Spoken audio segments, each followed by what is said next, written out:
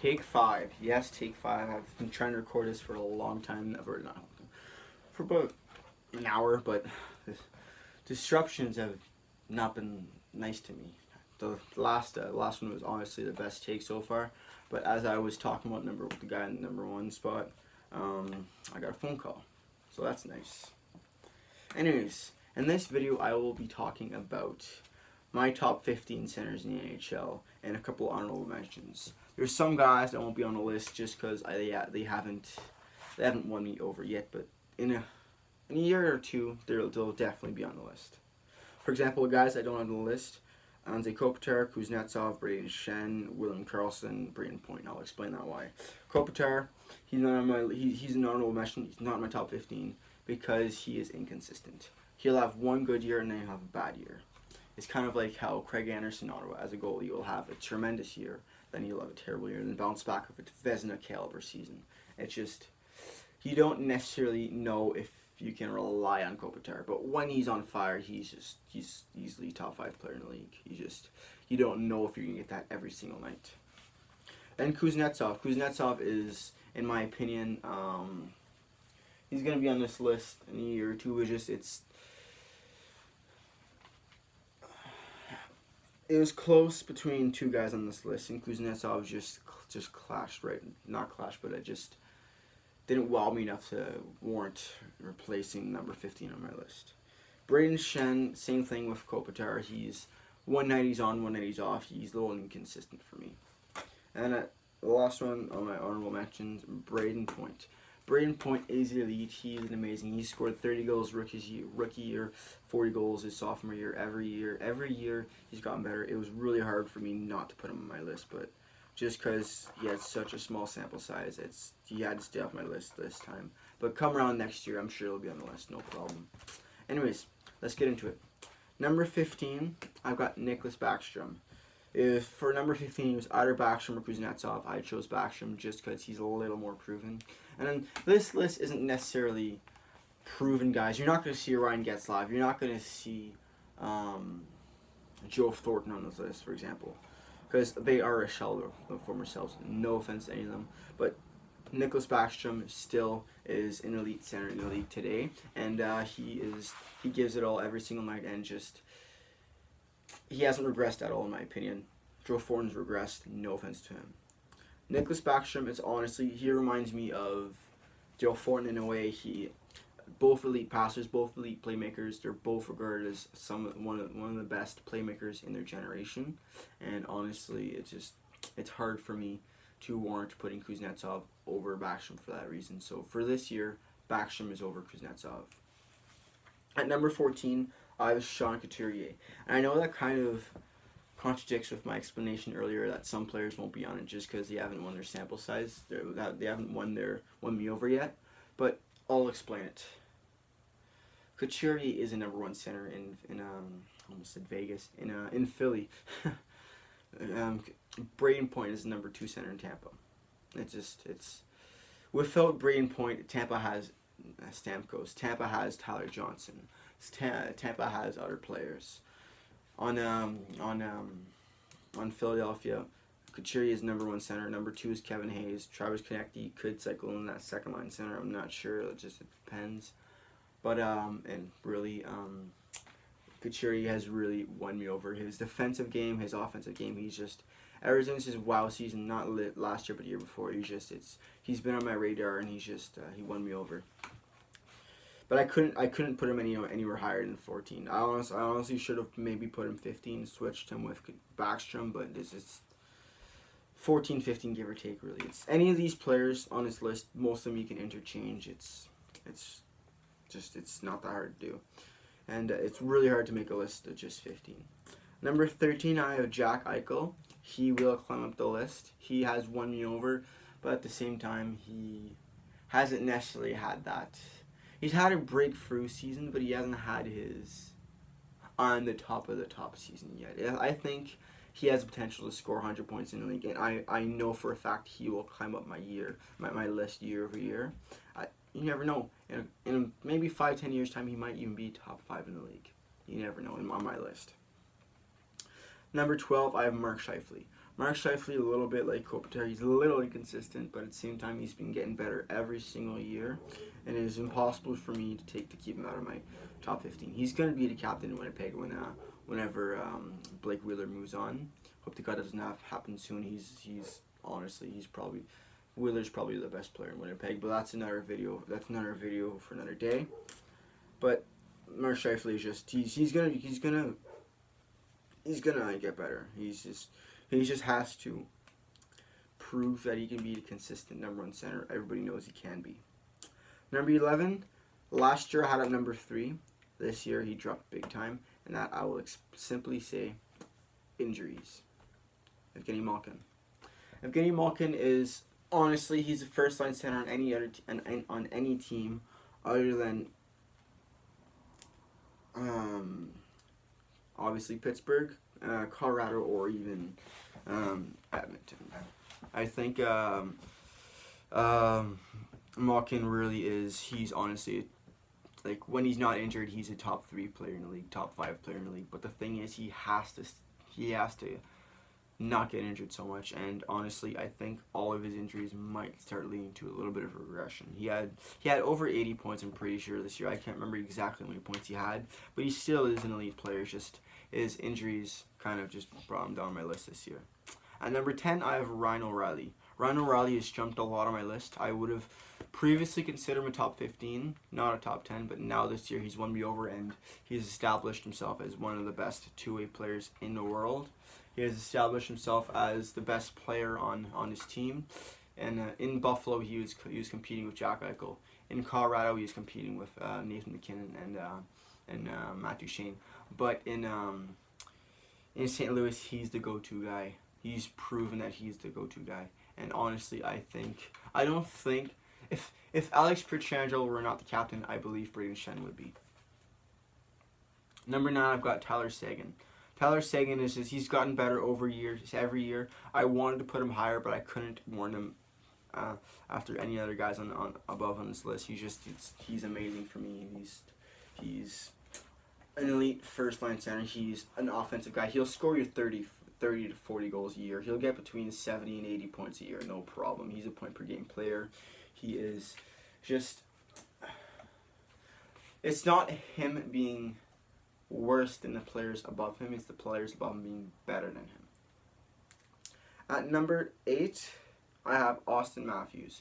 I could have had Austin Matthews higher on the list. I could have had him under the list. The thing with Austin Matthews is he, in my opinion, he can be a top 5 center in the league if he is healthy and consistent. The thing with Matthews is I've noticed he can be a little inconsistent at times, and he's had injury problems for a lot.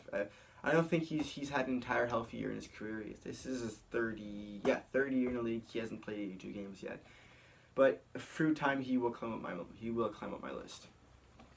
At number 7, I have Patrice Bergeron, one of, if not the best, two-way players in the world, and I have another name on this list who could potentially contend with Patrice Bergeron, but that name will be discussed later. I think Bergeron I think Bergeron's best days potentially are behind him. I think he might start regressing soon. I hope it doesn't happen. But given his age, pretty sure he's 33 years old. It's gonna start being the beginning of the end soon. And I think another thing about Bergeron is without Bergeron, Boston has nobody center wise. David Krejci is a below average second line center, and they got rid of Brandon Otto for the Charlie Coyle trade, and just they don't have much center depth other than they have center depth but without Bergeron they're nothing really. They've got Marchand and Pastrnak, but I strongly believe that Bergeron is the driving force on that line.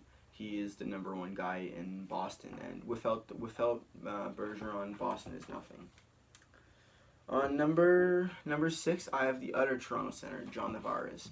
John Tavares has always been elite in my mind. He is, I want to say a cheap man, Steven Stamkos, but they're pretty much, he's getting paid more than Steven Stamkos, so not really.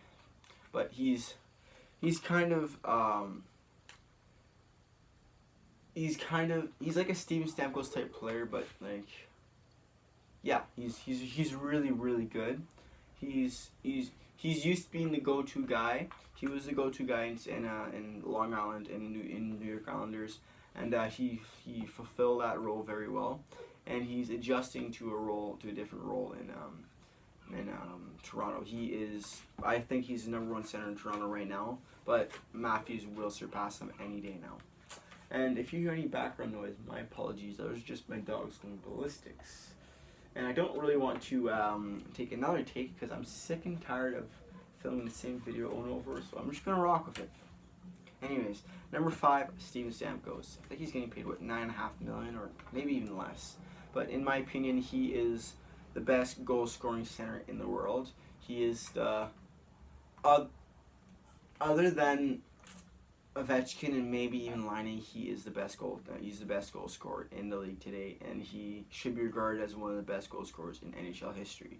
He was the last player to score 60 goals, if I remember correctly. And if anybody's going to do it, if anybody's going to score 60 goals again, it's either going to be him, Laine, or Ovechkin. And number 4, I've got the other name that could contend with Patrice Bergeron. I've got Alexander Barkov.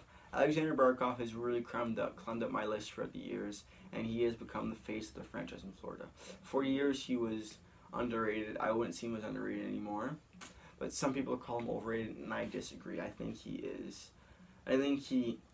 not necessarily underrated anywhere, but he might be a little undervalued. Sure, Florida has Vincent Trocheck. Surely you have Mike Hoffman. Surely you have Jonathan Huberdeau. Surely you have Evgeny Dadonov. But without Barkov, they wouldn't have the elite number 1 center. I think that Trocheck is one of the best second-line centers in the league, but I don't think he is number 1 center material. And Barkov is he's regarded as one of the best two-way players in the league, like I mentioned, and he's just gonna get better from here. He's 23 years old, something like that. Number 3, I have Nathan MacKinnon, the Colorado Avalanche. A couple years ago, he was just an average first-line center, an average first overall pick. Nothing special, other than his massive, ridiculous speed. But in my opinion, he's just gotten better over the years. And ever since Matt Duchene was traded away from Colorado, I think that really was a wake-up call for him. I think without Matt Duchene, he doesn't have that center, that guy you can fall back on to help him if he gets inconsistent. Now Nathan MacKinnon has to step up to the task to be able to be that best player every single night, and he's done a tremendous job. He could potentially even climb up the list eventually. But, yeah. At number 2, I have Sidney Crosby. Sidney Crosby is... Some people say he's regressed. Some people he's going to say he's going to regress. He hasn't regressed yet at all. He's not going to regress anytime soon. And I think the only reason why the person on number 1 is at number 1 is just because he has proven himself to be better. It's not that Crosby's gotten worse over the years. Crosby will drive your line. He will be the best player in your team. He is the best player in your team no matter what, other than the one guy above him. And I still regard him as, honestly, he's one of my favorite players in the league.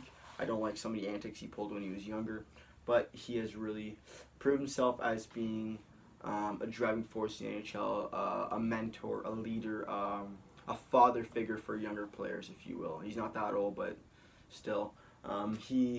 Anybody on your line, anybody on Crosby's line will score 20 goals. Anybody, pretty much. He has really helped develop Jake Guentzel into the player he is, and without Pittsburgh, without Crosby, sure, Pittsburgh has Malkin, but Malkin gets injured. Malkin gets hurt. Malkin can be a little inconsistent at times. Crosby is the face of he was the face of the NHL, and he is the face of the Pittsburgh Penguins. And when I think of Pittsburgh Penguins, I think Mario Lemieux. Number 2, I think Sidney Crosby. I think this is really shooting up big time. I think once Crosby's career is done, he could potentially be regarded as the greatest Pittsburgh Penguin of all time. But that is as a topic for another video. I'm gonna compare Lemieux and Crosby some other video. But yeah. Anyways, Number 1, I have Connor McDavid. He's what, 22 years old, I think he is. Yeah, first overall in the 2015 draft. He is the face of the Edmonton Oilers, and he really has established himself as the best player in the world. It's not that Crosby has regressed. It's that McDavid stepped up to heights that Crosby wasn't able to. McDavid will help anybody become a good player in the NHL. Anybody who plays on McDavid's line is amazing. And I think if you look at Leon Draisaitl, I'm not saying Draisaitl is garbage, but I'm saying without McDavid's help, I don't think Draisaitl would have scored 50 goals. He would have scored 30 goals, no problem, without McDavid. But McDavid helps you go from an A player to an A plus player. This is Draisaitl without McDavid. This is Draisaitl with McDavid. And this is McDavid.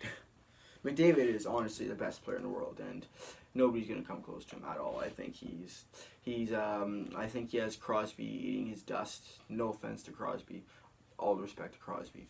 But yeah, that is all for this video. And if you haven't already, smash the like button. If you just stumble upon this video, found my channel like that, thank you. Subscribe if you like the content, and yeah.